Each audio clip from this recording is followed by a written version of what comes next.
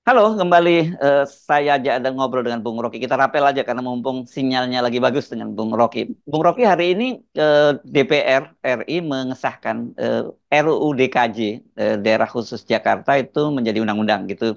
Ada beberapa catatan yang menarik ini Bung Rocky. Satu, mau peristiwa pengesahannya itu sendiri dan kedua substansi dalam undang-undang itu.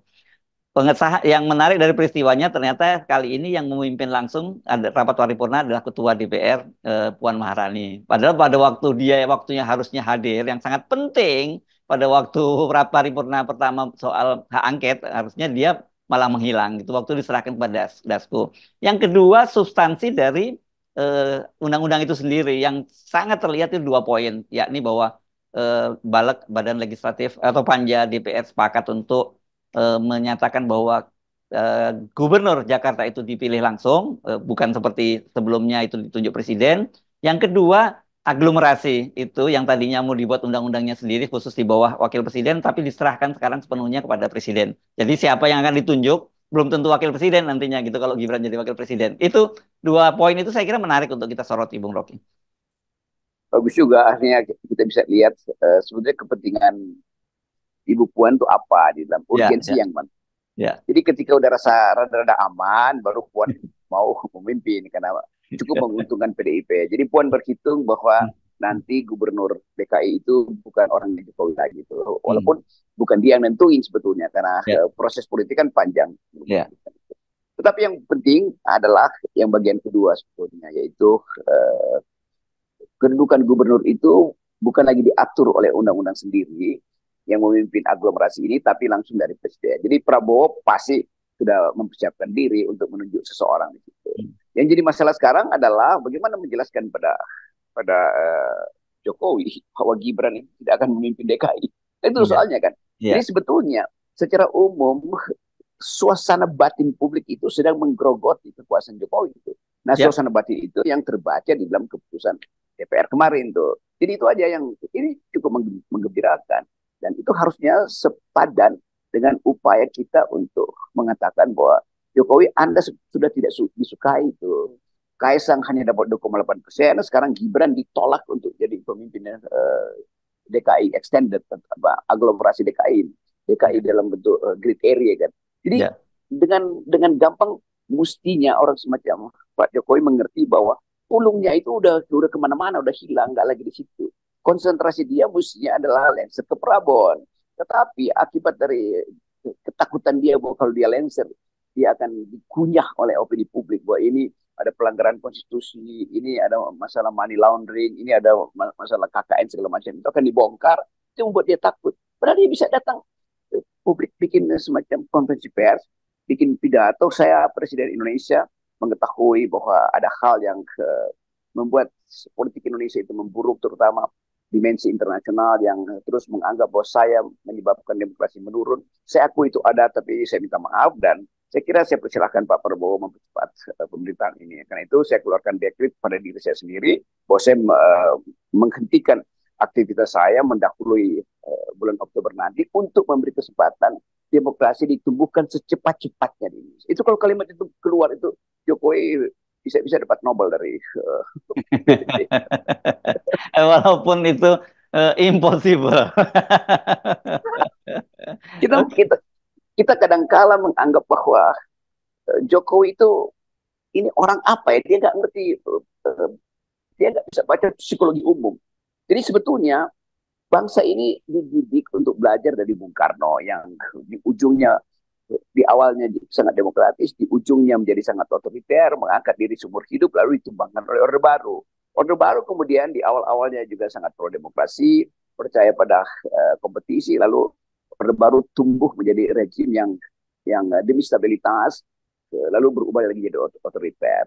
Lalu Pak Harto ditumbangkan, tapi dengan satu pengertian bahwa eh, tidak akan diulangi lagi. Karena itu Pak Harto memberi contoh bahwa dia mundur demi kepentingan bangsa. Jadi semua pelajaran sebetulnya ada di kita. Jokowi aja nggak mau belajar.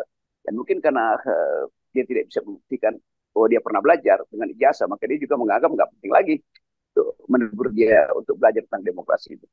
Ya, nah ini menarik ya kan memang kelihatannya teman-teman di DPR atau anggota Dewan itu satu eh, satu pandangan yang sama gitu, baik itu mendukungnya Pak Jokowi maupun bukan kan begitu kalau kita ngomong di komposisi DPR yang sekarang ya, Bung Rocky karena balik kemudian memotong itu kan harus dilihat bagian dari upaya memotong tangan-tangan Pak Jokowi untuk tetap bisa cawe-cawe dalam kekuasaan ya Bung Rocky. Yang dua tadi soal gubernur yang langsung dipilih oleh presiden tadi dikembalikan lagi menjadi apa dipilih langsung oleh rakyat. Hanya ada catatan bahwa satu kali satu putaran saja. Jadi siap suara terbanyak sekarang bukan seperti presiden harus 50% per satu gitu ya. Jadi suara terbanyak langsung jadi presiden. Yang jelas itu tadi soal aglomerasi yang langsung oh enggak ini haknya presiden dan memang itu haknya presiden. Tetapi kalau kita lihat Mahkamah Konstitusi sebelumnya kan juga sudah memutuskan bahwa Pak Jokowi nggak bisa cawe-cawe lagi dengan cara tetap dilaksanakan pada bulan November, bukan bulan September. Kan tadinya ada upaya seperti itu. Jadi tentu Iya, saja itu ada intensi Pak Jokowi untuk menyelamatkan anak-anaknya, anak-anak dan menantunya untuk jadi kepala daerah. Bobby di Medan, Kaisang ketika tidak atau di Solo atau di Jakarta, kemudian istrinya Kaisang di Sleman dan Bobby secara bercanda juga menyatakan bahwa sebenarnya harusnya istri dia yang maju pilkada. Katanya dia belakangan bilang bahwa hanya bercanda saja gitu. Dari situ kan kita lihat jadi sebenarnya semua kekuatan mulai sekarang mengamputasi Pak Jokowi karena Pak Jokowi sendiri tidak dengan sukarela seperti Anda tadi makanya saya sebut ya, impossible Anda menyatakan tadi itu. Jadi harus ada yang mengamputasi dan harusnya Pak Prabowo juga dan Gerindra dan koalisi berani melakukan amputasi juga gitu.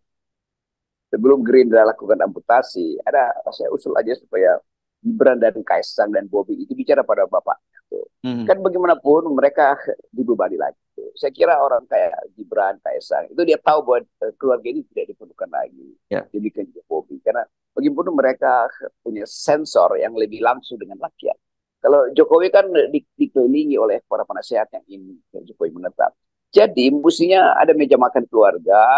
Mungkin Gibran bilang, Bapak saya mengikuti FNN dan saya kira apa yang dibicarakan DPR ini masuk akal. Ya. Demikian juga Kaisang tuh Ya. kritiknya Pak Hersu dan Bang Rocky itu benar. Bosnya cuma dapat 2,8%. Kan Hmm. mesti itu diucapkan kan. Jadi Hmm. kalau Jokowi ditegur oleh anak-anaknya itu lebih masuk akal tuh daripada Hmm. ditegur oleh rakyat kan. Hmm. Kan tetap Kaisang merasa gue cuma dapat 2,8%. Itu artinya bapak gue itu didukung cuma 2,8%. Hmm. Gibran juga karena cross tabulasinya belum bisa dibuat.